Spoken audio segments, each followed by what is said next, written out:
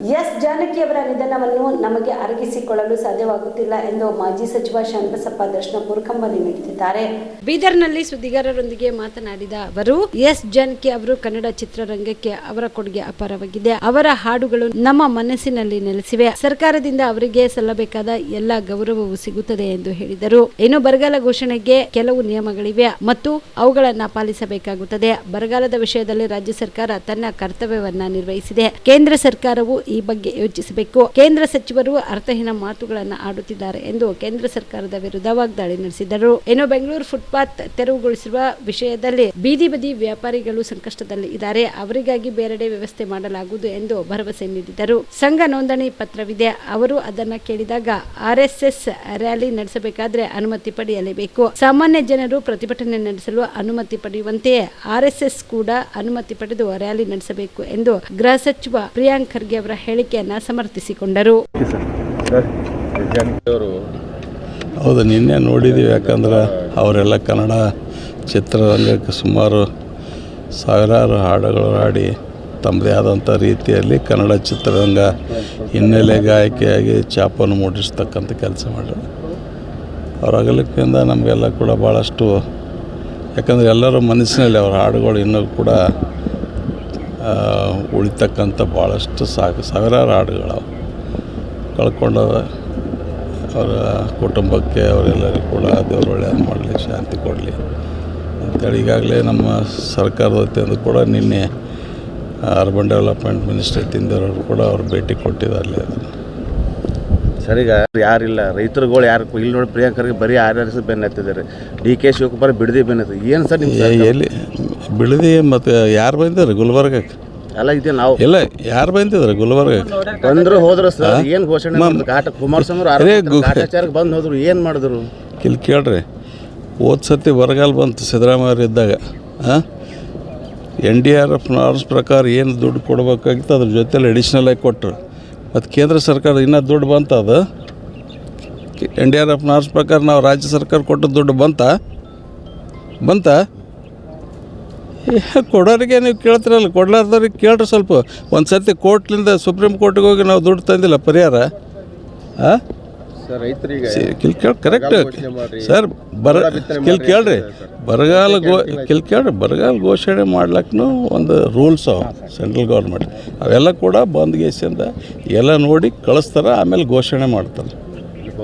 ಎಲ್ಲಿ ಇಲ್ಲ, ಕರೆಕ್ಟ್. ಅದು ಇಲ್ಲಂತ ಯಾರು ಅಂದಾರೆ? ಏನು ಮಳೆ ಬಂದದಂತಂದಾರೆ? ನಂಬಲ್ಲಿ ಬಿತ್ತಿಗೇಸಿಂದ ಹಾಳಾಗಿವೆ. ನಾವು ಮಳೆ ಒಳ್ಳೆ ಬಂತು, ಮೊದಲು ಒಂದು ತಿಂಗಳ ಮೊದಲು ಬಿತ್ತೀವಿ, ಹಾಳಾಗಿವೆ. ಇಲ್ಲಂತ ಯಾರು ಅಂದಿಲ್ಲಲ್ಲ. ನಮ್ಮ ಜವಾಬ್ದಾರಿ, ರಾಜ್ಯ ಸರ್ಕಾರ ಜವಾಬ್ದಾರಿ ನಾವು ಮಾಡೀವಿ. ಕೇಂದ್ರ ಸರ್ಕಾರ ಜವಾಬ್ದಾರಿ ಆದಿಲ್ಲ ಇದಕ್ಕೆ. ಹೋದ ಸಂದರ್ಭದಾಗ ಹೆಚ್ಚು ಮಳೆ ಬಂದ್ಗೇಸಿಂದ ಬೆಳೆ ಹಾನಿ ಆದವು. ನಿಮ್ಮ ಬೀದರ್ಕ, Yadgir, Bijapur, Gulbarga.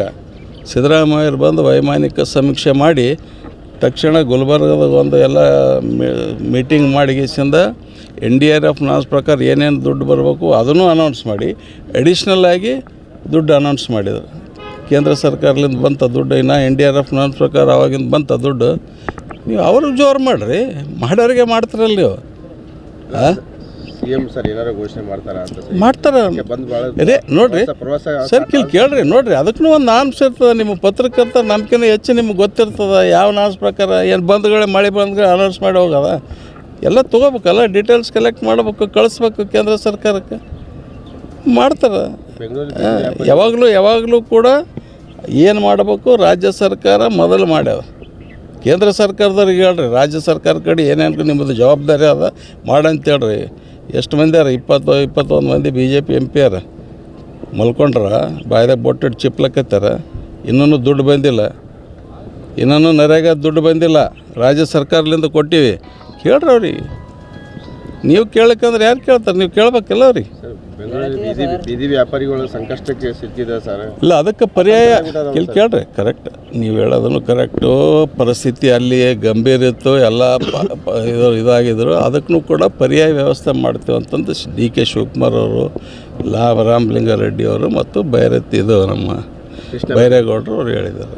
Shabdi multi speciality hospital ಮತ್ತು ಟ್ರಾಮಾ ಕೇರ್ ಸೆಂಟರ್ 24x7 ತುರ್ತು ಚಿಕಿತ್ಸಾ ಸೌಲಭ್ಯ ಉಳ್ಳ ಆಸ್ಪತ್ರೆ.